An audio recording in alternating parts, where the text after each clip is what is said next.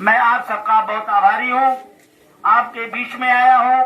मेरी किसी बेटी को, मेरी किसी बहन को, मेरी किसी बहुरानी को, किसी बूढ़ी माँ को, किसी बुजुर्ग को, किसी नौजवान को, किसी बच्चे को कोई भी तकलीफ, कोई समस्या है, मैं भारतीय जनता पार्टी का एक छोटा सा कार्यकर्ता हूँ। आपके लिए, मैं भले लिए एक छोटा सा कार्यकर्ता के रूप में मानता हूँ, जनसेवक के रूप में मानता हूँ। आप लोग मुझे बताएं, मैं आपकी समस्या का समाधान करूंगा। आपके बीच में बैठूंगा, आपकी बात सुनूंगा। और पीलीभीत में एक कार्यालय गौनी चौराहे पर है, एक लखनऊ में घर है। आपको कभी भी जरूरत पड़ती है लखनऊ में, तो हम लोग वहां पर आपकी मदद करेंगे। और खमरिया पुल आश्रम है जहां मैं रहता हूँ। 8 बजे से 11 बजे तक मैं जनता के शाम तक मैं क्षेत्र में घूमता होगा और फिर शाम को भंडारे में जाता हूँ, बारातों में जाता हूँ, जागरण में जाता हूँ। रात के 11 से 12 बजे तक मैं यहाँ होता हूँ। 1 से 2 बजे के बीच में मैं विश्राम करता हूँ। 6 बजे उठ करके फिर 8 बजे से मैं जनता के बीच में लग जाता हूँ। मैंने अपना विश्राम, अपना आराम, सारे सुख वैभव अपनी प्यारी जनता के लिए, क्षेत्र की विधानसभा बरखेड़ा की देवतुल जनता, मैं आपके सम्मान के लिए अपना सर झुकाता रहूंगा हर जगह। लेकिन ऐसा कोई कार्य नहीं करूंगा जिससे मेरे क्षेत्र की जनता का सर झुके। मैं आपके सिर को कभी सम्मान से झुकने नहीं दूंगा। भारत माता की तेरा वैभव अमर रहे माँ, हम दिन 4 रहे न रहे, भारत माता रहेगी, ये देश रहेगा। हम आप आए हैं कुछ रोज के लिए। आप गलती मत करो कि योगी मोदी जी राज करने आए। ये राज नहीं करने आए और ये राज कर भी नहीं रहे। आप भगवान श्री राम मर्यादा के पुरुषोत्तम, यदि उन्हें राज चाहिए होता तो एक बाण उठाते कैकेयी के लिए दे देते, एक बाण भरत भैया को दे देते, युद्ध कर बैठ जाते भगवान श्री राम।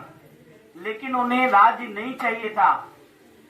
यदि उन्हें राज चाहिए था तो स्वयं बैरपुर में निषाद राज गु बार बार विनती कर रहे थे, हे मेरे राम इस गद्दी पर बैठ जाओ। बार बार विनती की निषाद राज गु ने। अगर राज चाहिए था श्री राम को तो किष्किंधा का ले लेते, जहां बाली का वध करने के बाद सुग्रीव को सौंप दिया। यदि श्री राम को राज चाहिए था तो लंका जो सोने की थी उसे ले लेते, रावण के वध करने के बाद जो मिली थी वो विभीषण को सौंप दी। मेरे भाई और बहनों,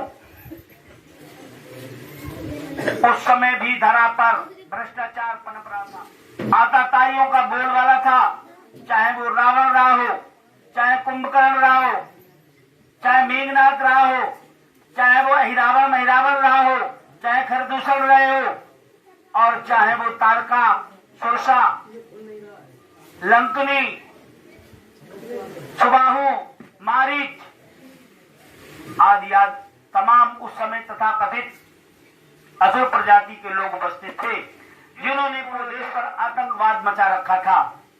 भगवान श्री राम और लक्ष्मण दोनों आए और उस देश के ऊपर जो भूभार था उसे मिटाने का काम किया। द्वापर युग में कृष्ण और बलराम के रूप में जब आए, उस समय तमाम बकासुर, अगासुर, कंस, पूतना आदि कालिया नाम जैसा भीभत्स अत्याचार करने वाला जहरीला नाम पूरे देश में अत्याचार मचाए हुए थे। उन सब से छुटकारा दिलाने के लिए कृष्ण और बलराम इस धरा पर आए। साथियों, आज कलयुग में बहुत सारे लोग जो देश की को भारत माता को आगे बढ़ने से रोकने का काम करते हैं, ऐसे लोगों का सफाया करने के लिए इस देश में मोदी योगी आए। त्रेता में आए तो राम और लक्ष्मण बन के आए। त्रेता में आए तो राम और लक्ष्मण बन के आए। द्वापर में आए तो कृष्ण और बलराम बन के आए। अब कलयुग में आए तो ये दोनों भैया मोदी और योगी बन के आए हैं। दोनों मोदी और योगी बन के